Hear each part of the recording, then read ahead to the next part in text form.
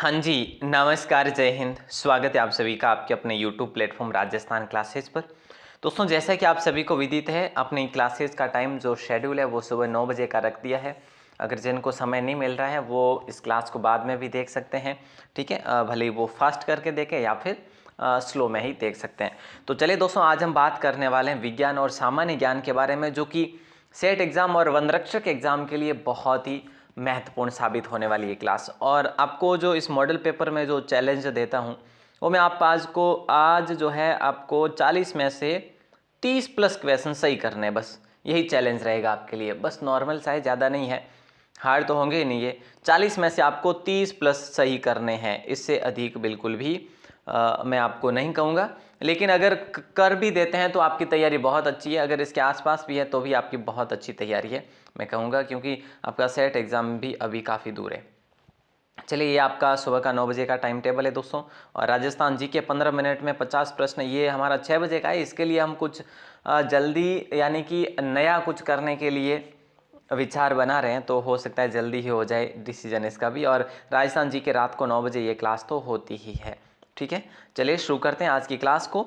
और WhatsApp group में आप ज्वाइन करने के लिए इस नंबर पर मैसेज कर सकते हैं, अपना नाम और ज़िला लिखकर। और राजस्थान क्लासेस की वेबसाइट पर भी ज़रूर विजिट करें, वहाँ पर आपको नोट्स वगैरह सारे प्रोवाइड करवा रखे हैं ऑलरेडी। ओके, तो शुरू करते हैं। आज का पहला क्वेश्चन आपकी स्क्रीन पर है और जल्दी से जवाब देने की चेष्टा करेंगे सभी लोग, ठीक है। सभी को गुड मॉर्निंग, सभी को जय हिंद और राम राम। चलो, निम्न में से गलत युग्म कौन सा है? ये ना जलप्रपात मध्य प्रदेश में, बिल्कुल सही है, ठीक है। चूलिया जलप्रपात जो है राजस्थान में, ये भी आपका सही है। और पुनासा जलप्रपात गुजरात में नहीं है दोस्तों, और पायकारा जलप्रपात आपका तमिलनाडु में है। लेकिन बात करें पुनासा जलप्रपात सर आखिर है तो है कहाँ पर है, तो ये पुनासा जलप्रपात आपके एमपी में स्थित है, यानी कि मध्य प्रदेश में है। आपने ऑप्शन सी को चुना है तो बिल्कुल सही है, नहीं तो कोई बात नहीं, आगे बढ़ते हैं। एक सवाल आपका हो गया। अगला क्वेश्चन है, गुजरात में उकई परियोजना किस नदी से संबंधित है? उकई परियोजना है और ये गुजरात में है दोस्तों। कहाँ पर है? गुजरात में। तो किस नदी पर बनी हुई है, यूं आपसे सवाल किया जा रहा है। तो ये ताप्ती नदी पर बनी हुई, यानी ऑप्शन सी को लॉक करेंगे। और ताप्ती नदी की बात करें, ये कहाँ से निकलती है? ये आपके एमपी से निकलती है। एमपी का जो बैतूल जिला है ना, बैतूल जिले की मुल्ताई नामक स्थान से ये ताप्ती नदी निकलती है, याद रखना दोस्तों, ठीक है। अच्छा क्वेश्चन है। और अगला क्वेश्चन है कि हुसैन सागर झील कहाँ पर स्थित है? इनमें से वो कौन सा राज्य है जहाँ पर हुसैन सागर झील अवस्थित है? हुसैन सागर झील दोस्तों, ये आपसे सवाल किया जा रहा है। राइट आंसर ऑप्शन सी को लॉक कर देते हैं क्या? ठीक है। कोलेरू झील भी है यहाँ पर आंध्र प्रदेश में दोस्तों, कोलेरू झील भी है, याद रखिएगा, ठीक है। ओके सर, अगला क्वेश्चन आपकी स्क्रीन पर पूछा जा रहा है, निम्न में से कौन सा या कौन से राज्य भू आवेष्टित है? निम्न में से कौन सा या कौन से राज्य भू आवेष्टित है? छत्तीसगढ़, हरियाणा, तेलंगाना, ओडिशा, यानी कि 1, 2 व 3, 2, 3 व 4, 1, 3 व 4 या 1, 2 व 4। तो राइट आंसर आप सभी का हो जाएगा ऑप्शन ए, यानी कि 1, 2 और 3, तीनों के तीनों जो है आपके ये भू आवेष्टित राज्य, यानी कि भूमि से संबंधित। मेरे कहने का आशय है कि भाई जिसकी सीमा किसी देश या समुद्री क्षेत्र से नहीं लगती, ठीक है। और यूं भी कह सकते हैं कि ओडिशा तो समुद्र क्षेत्र से लगती है। बिल्कुल आसान सा सवाल है। अगला क्वेश्चन है, निम्न में से कौन सी परियोजना सोन नदी पर बनी हुई है? निम्न में से कौन सी जो परियोजना है वो सोन नदी पर बनी हुई है? तो राइट आंसर आप सभी का हो जाएगा बाण सागर परियोजना। क्या हो जाएगा? बाण सागर परियोजना हो जाएगा। आपने ऑप्शन बी को चुना है। इसके लिए बात करें लाभान्वित जिलों की दोस्तों, लाभान्वित जिलों की बात करें तो लाभान्वित जिले कौन कौन से? यूपी है, एमपी भी है, याद रखना, ठीक है, बाण सागर परियोजना से। और बिहार भी है इससे संबंधित, ठीक है। अगला क्वेश्चन, यूपी, एमपी और बिहार। अगला क्वेश्चन है, राज्य सरकार के मंत्रियों के वेतन एवं भत्तों का निर्धारण किस किया जाता है, यानी कि कौन करता है, किसके द्वारा किया जाता है, ये आपसे सवाल किया जा रहा है। तो राइट आंसर आप सभी का क्या हो जाएगा, ये आपको बताना है, जल्दी बताओ। मुख्यमंत्री होगा, राज्यपाल होगा, या मुख्य सचिव होगा, या फिर राज्य विधानसभा द्वारा होगा? तो राइट आंसर आप सभी का हो जाएगा राज्य विधानसभा, यानी कि ऑप्शन डी आपका सत्य कथन होगा। नेक्स्ट क्वेश्चन, निम्न में से असुमेलित कौन सा है? लोनार झील महाराष्ट्र में है, क्या सत्य है? पेरियार झील केरल में, क्या सत्य है? वेम्बनाड झील ओडिशा देर का है, चिल्का झील ओडिशा देर का है। दोस्तों देखो, लोनार झील सही है आपका, ठीक है, पेरियार झील भी आपका सही है, और वेम्बनाड झील आपका गलत है, ओडिशा में नहीं है, वेम्बनाड भी आपके केरल में ही स्थित है, ठीक है, और चिल्का तो आपकी ओडिशा में ही है। तो यानी कि ऑप्शन सी जो था वो आपका असुमेलित था। और अगला क्वेश्चन आपकी स्क्रीन पर है, निम्न में से असुमेलित कौन सा है? नागार्जुन सागर परियोजना की बात करी जाए तो कृष्णा नदी, हीराकुंड बांध परियोजना की बात करी जाए तो महानदी, माता टीला परियोजना की बात करी जाए तो सतलज नदी दे रखा है यहाँ पे, और भीमा परियोजना पवना नदी दे रखा है। तो कहीं ना कहीं हम लोग यूँ कहेंगे कि ऑप्शन सी आपका असंगत है, असुमेलित है, क्योंकि जो माता टीला परियोजना है ना, ये आपके बेतवा नदी पर बनी हुई है। कहाँ पर है? बेतवा नदी पर बनी हुई है, जो कि यूपी और एमपी जैसे राज्यों को जल की आपूर्ति करती है। ओके दोस्तों, ठीक है, अच्छा सा क्वेश्चन था। और बाकी याद रखना, हीराकुंड महानदी, नागार्जुन सागर कृष्णा नदी, भीमा पवना नदी, माता टीला बेतवा नदी। इंडो शच्चर जोन जो है किसके दक्षिण में स्थित है? महान हिमालय के, लघु हिमालय के, ट्रांस हिमालय के, या फिर शिवालिक के? तो हम लोग ट्रांस हिमालय को लॉक करेंगे, जहां पर सिंधु नदी प्रवाहित होती है। ऑप्शन सी आपका लॉक हो जाएगा दोस्तों, ठीक है। और अगला क्वेश्चन पूछा जा रहा है कि भाई विश्व में लौह अयस्क के उत्पादन में भारत का कौन सा स्थान लगता है, या फिर भारत विश्व में क्या स्थान रखता है लौह अयस्क के उत्पादन में? यानी पहला, पांचवा, तीसरा या फिर चौथा? राइट आंसर हो जाएगा ऑप्शन डी, यानी कि चौथे को लॉक करेंगे, ठीक है। चौथा स्थान लगता है भारत का विश्व में लौह अयस्क के मामले में। और अगला क्वेश्चन, निम्न में से कौन सा राष्ट्रीय राजमार्ग पोरबंदर से शुरू होकर सिलचर में समाप्त हो जाता है? तो राइट आंसर यहाँ पर 19 करें, 16 करें, 27 करें या 31 करें? इसकी लंबाई कुल 35 और 7 किलोमीटर है दोस्तों, ठीक है। और हम बात करें तो ये गुजरात से लेकर असम तक जाता है, ठीक है, पश्चिम बंगाल तक जाता है। तो हम लोग यूँ कह सकते हैं कि राइट आंसर आप सभी का हो जाएगा ना 27, यानी कि ऑप्शन सी आपका लॉक हो जाएगा।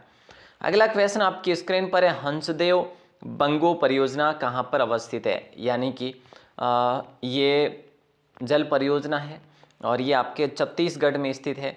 कौन सी नदी पर है? हंसदेव नामक नदी पर स्थित है। हंसदेव बंगो जो परियोजना है ये कहाँ पर स्थित है? हंसदेव नदी पर स्थित है। अगला क्वेश्चन कह रहा है कि गोकक जल प्रपात जो कि कर्नाटक में स्थित है, उसकी ऊंचाई कितनी है? ये आपसे सवाल किया जा रहा है। गोकक जलप्रपात जो है, जो कि कर्नाटक में स्थित है, उसकी ऊंचाई कितनी है? 18 मीटर है, 90 मीटर है, 55 मीटर या 121 मीटर है? तो राइट आंसर आप सभी का हो जाएगा 55 मीटर की ऊंचाई पर स्थित है गोकक जलप्रपात, कर्नाटक में स्थित है। ऑप्शन सी आपका लॉक हो जाएगा। अगला क्वेश्चन भी आपकी स्क्रीन पर है। ये कह रहा है कि केंद्रीय मिट्टी एवं जल संरक्षण अनुसंधान केंद्र कहाँ पर स्थित है?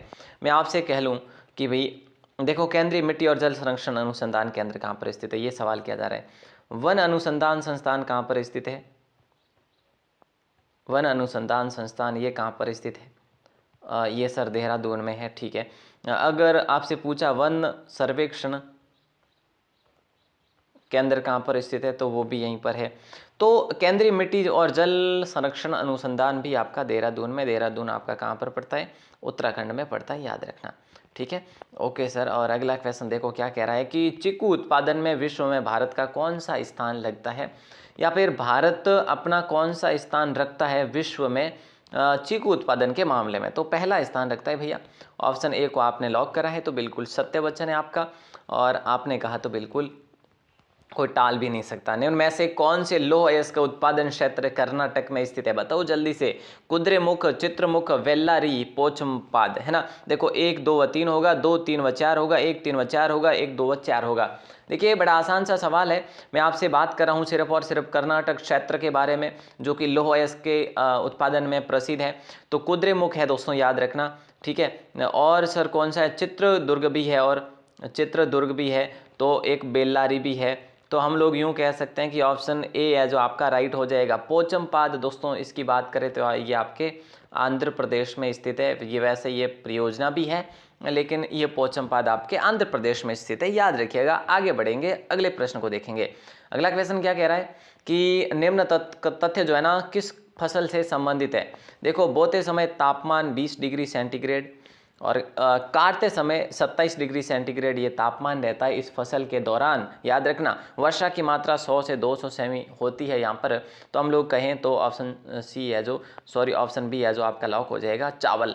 ठीक है, चावल आपका सही जवाब होगा। और अगला क्वेश्चन भी तो आपकी स्क्रीन पर है, बारगी परियोजना कहाँ पर अवस्थित है? देखिए दोस्तों, बारगी परियोजना कहाँ पर अवस्थित है? ये आपका राइट आंसर होना चाहिए मध्य प्रदेश यानी कि एमपी होना चाहिए। ऑप्शन सी को लॉक करेंगे, ये बारगी नदी पर ही स्थित है। ओके सर, याद रखेंगे हम लोग। और अगला क्वेश्चन देखो, राज्यसभा की संरचना किस अनुच्छेद में उल्लेखित है? राज्यसभा की संरचना जो है कौन से अनुच्छेद में उल्लेखित है, या फिर अनुच्छेद जो इनमें से वो कौन सा है जो परिभाषित करता है कि यहाँ पर राज्यसभा की संरचना है? तो ऑप्शन डी आपका लॉक हो जाएगा। ठीक है, ऑप्शन बी में जैसे 81 में क्या होता है, 81 में तो लोकसभा की संरचना को परिभाषित करता है, लोकसभा की संरचना को परिभाषित करता है, ये भी याद रखिएगा।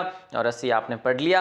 और अगला क्वेश्चन आपकी स्क्रीन पर भी आ गया है। देखो, दंडकारण्य परियोजना से लाभान्वित क्षेत्र या राज्य कौन से है? देखो, ओडिशा व मध्य प्रदेश है,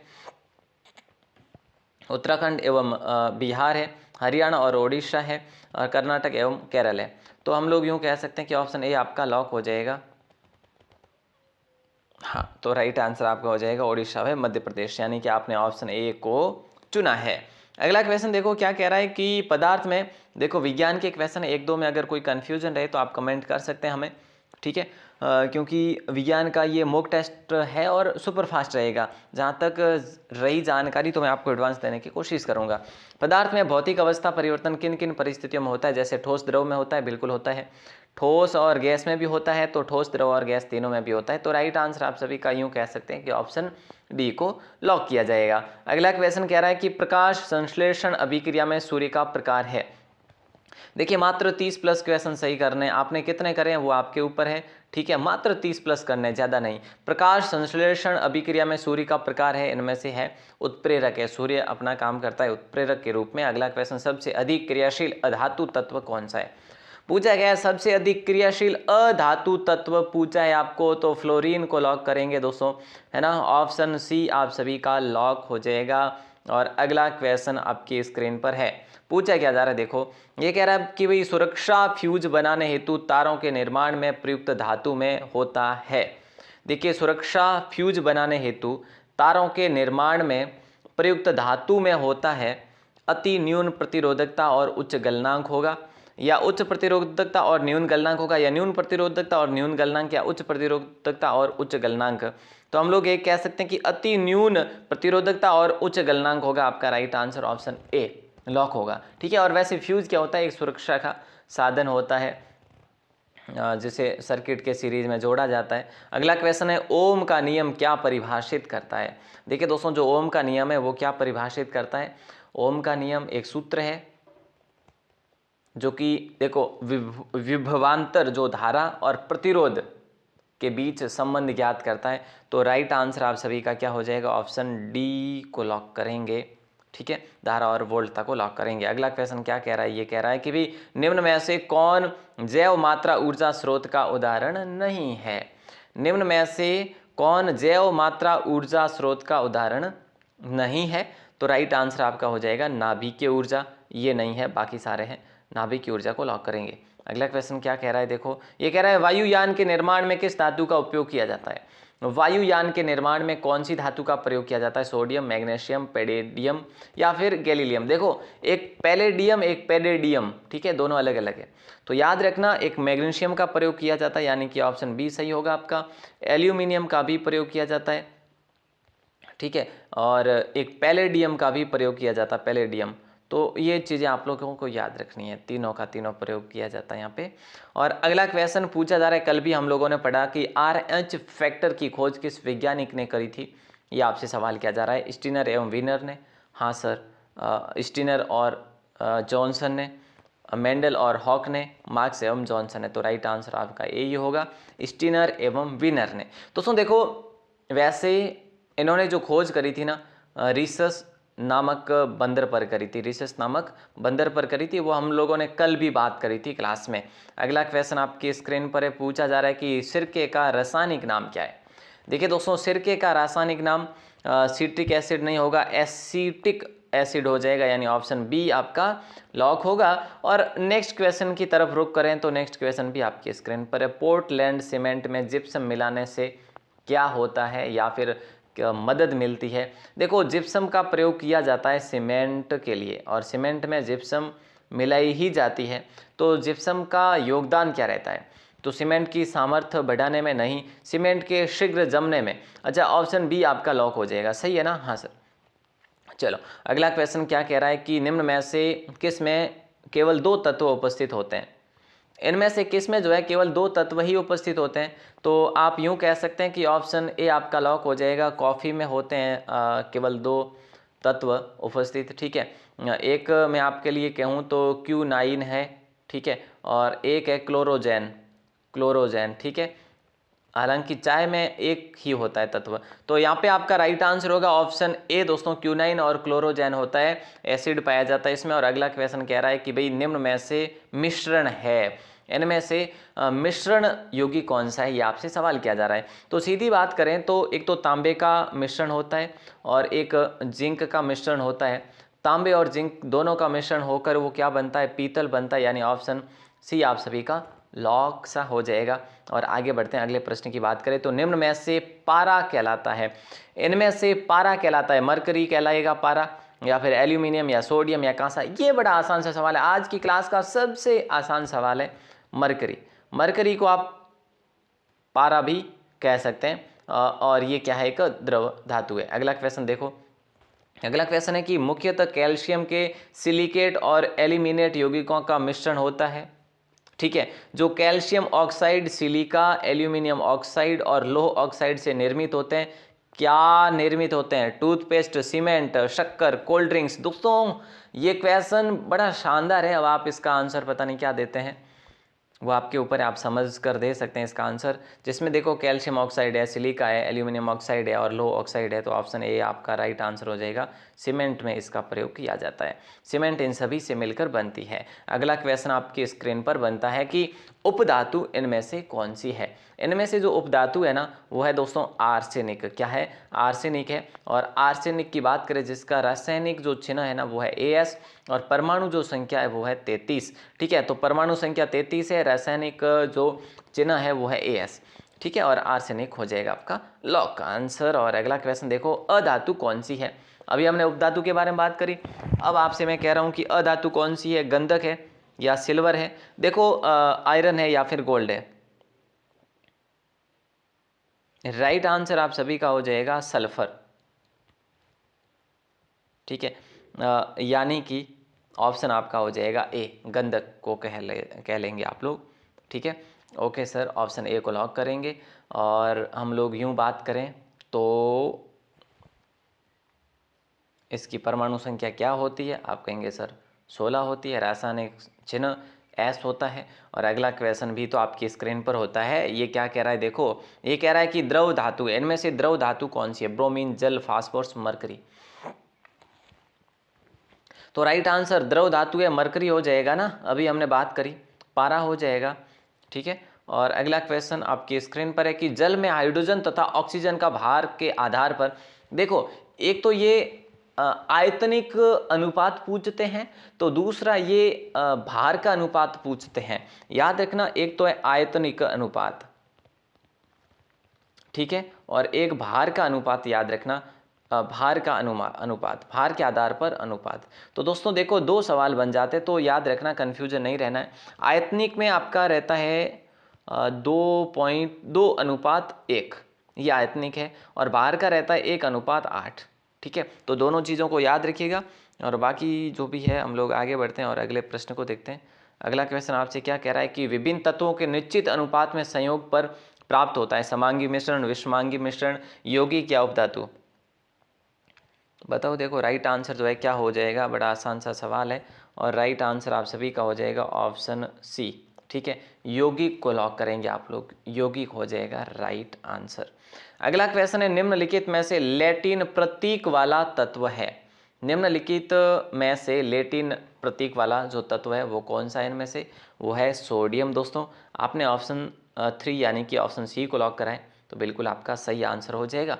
और मैं आपसे बात करूं तो ये आपके सवाल हो जाते हैं कंप्लीट। दोस्तों आप हमें यूँ बताएं कि आपके 20 मिनट में कंप्लीट हो गई आज की क्लास और 40 क्वेश्चन कंप्लीट हुए हैं। आपने इन 40 में से कितने सवाल सही करें ये आपको बताना है कमेंट सेक्शन में। प्लीज़ आप लोग ज़रूर बताएंगे। जिस प्रकार से आप लोगों ने कल बताया, कमेंट देखकर बड़ा मज़ा आया। किसी ने 23 बताया तो किसी ने 35 बताया तो किसी ने 25 बताया। तो रियल बता रहा हूँ, बहुत अच्छा लगा। और आज भी आप लोगों की ज़रूरत है कि आप कमेंट करें मुझे, है ना। मुझे ऐसा ही समझ लो, आप मुझे कमेंट करेंगे, भले स्कोर आपका ही हो, ठीक है। भूगोल विज्ञान हम सुबह 9 बजे पढ़ते हैं और बाकी राजस्थान जी की लाइव क्लास जो है अभी शाम को 9 बजे होती है। बाकी आप लोग ग्रुप में ज्वाइन होने के लिए व्हाट्सएप पर मैसेज भी कर सकते हैं। मैसेज करें तो अपना नाम जिला लिख कर ही मैसेज करें। और राजस्थान क्लासेज वेबसाइट पर आपको नोट्स दिए हुए हैं, हिंदी की कंप्लीट ई बुक दी हुई है, कंप्यूटर के भी नोट्स दिए हुए हैं। अदरवाइज हम बात करें अदर सब्जेक्ट की तो भी सारे नोट्स जो है इंग्लिश और इंग्लिश, हाँ इंग्लिश के अलावा सारे नोट्स लगभग आपको प्रोवाइड करवा रखे हैं। तो आप लोग डाउनलोड करें और अपनी तैयारी अच्छे से करें। बहुत बहुत शुक्रिया। जय हिंद, वंदे मातरम। मिलते हैं वापस रात्रि को 9 बजे।